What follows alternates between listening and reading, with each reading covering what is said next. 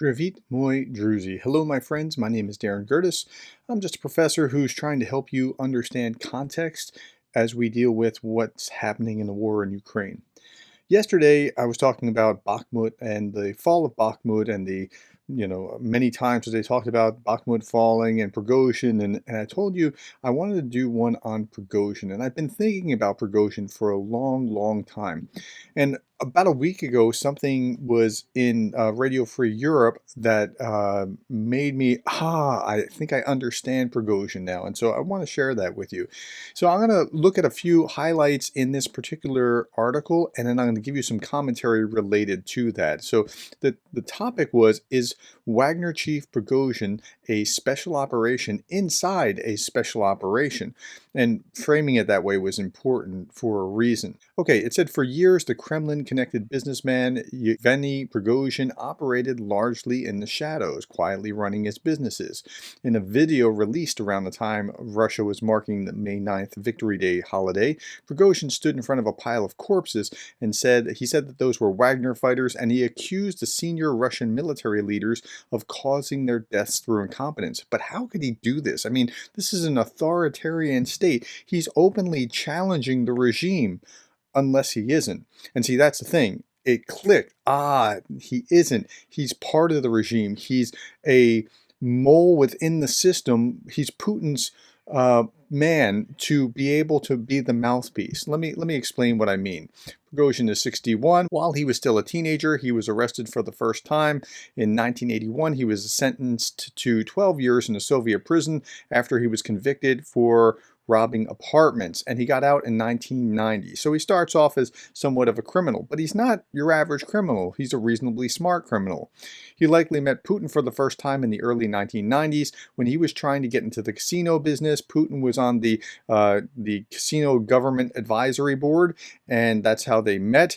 He's had these restaurants, as we all know. He's Putin's chef, but he also has been carrying out a number of assignments for Putin, including a troll factory used to conduct campaigns of influence in elections in the West. So he was a big player in the trolls that were influencing our social media in 2016. He also was behind Wagner, or it's Wagner, but I call it Wagner. He was also behind Wagner in Syria and several African countries. And he's used to solving problems that are messy, dirty problems that Putin wants solved, right? So this is who he is and his background. But he's also totally, completely, 100% dependent on Putin.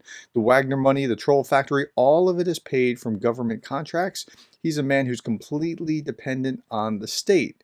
So what you're looking at is really just a different dimension or mask that Putin wants to project. But Putin is smart enough to know that he can't project it from where he is. He's using a surrogate. This makes most sense if Prigozhin is simply a surrogate for Putin.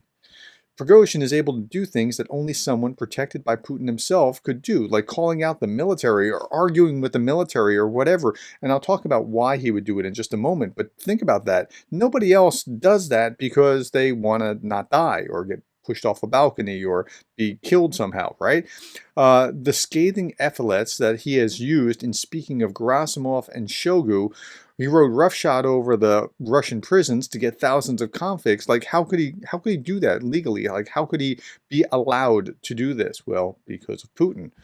Putin loves to conduct special operations inside of special operations. Okay, so let's try to unpack this. Instead of him just being a gadfly who just, well, that's Prigozhin. No, think about this. What if he's actually articulating what Putin wants to say? He wants to dress down his generals, but he doesn't want to do it. He's letting Prigozhin do it. He wants to create some kind of competition. Come on, generals. You know, this private military organization, Wagner, is able to take this ground. You're not seeming to be able to do this, right? So even in organizations, we see this where there's like a bad manager who's trying to create competition between this department and that department. It's like, create all kinds of extra things for them to do because if they're not working unless I'm asking for this, that, and the other thing. It's just like that, except writ large, because Putin is the head of the state. So that's a more accurate understanding of what is happening, and that's why Prigozhin is able to get away with the things that he says. Now, that is true unless he crosses Putin. At that point, all bets would be off. Okay? And if Putin senses that something like that, something would befall Prigozhin. Putin needs someone to call Shoigu and Gerasimov idiots, right? If he does it, it's a big thing. If Prigozhin does it, it's still taking them down a notch, but it's not the same as if Putin does it. So think about Prigozhin as a surrogate. By way of example, here's Dmitry Medvedev.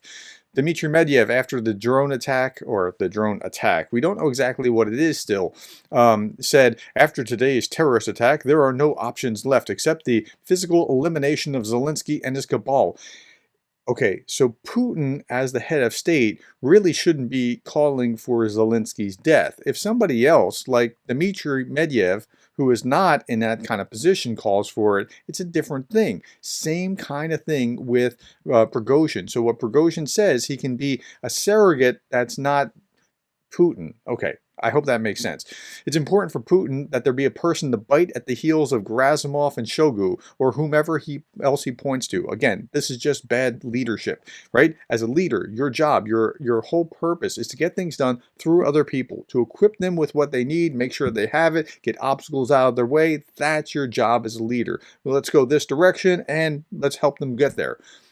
Putin doesn't think of himself like a leader like we think of. He thinks of himself kind of like a czar, and he's playing off one kid off another for daddy's affection in order to get them to be kind of rivals, in order to get them all working as hard as they can. That's kind of the sick calculus that I perceive. And so Prigozhin is someone doing his bidding to get them to do that kind of thing. This culture of mutual suspicion, cannibalistic competition, and opportunistic self-interest has kept Putin in power for more than 2 decades. Okay, November 2022, a Wagner-connected social media channel published a video showing a mercenary who allegedly defected to the Ukrainian side being murdered with a sledgehammer. And talked about the sledgehammer as a symbol. It's brilliant. It's horrible, but brilliant. You can just buy one in a store and hand it out as a horrifying gift.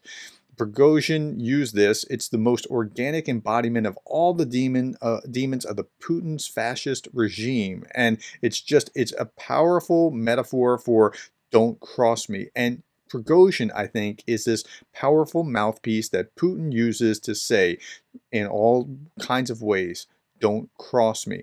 Now he's saying it to his generals, but he could be saying it to someone else just as easily, and he's used Prigozhin for that. Prigozhin is not an independent player.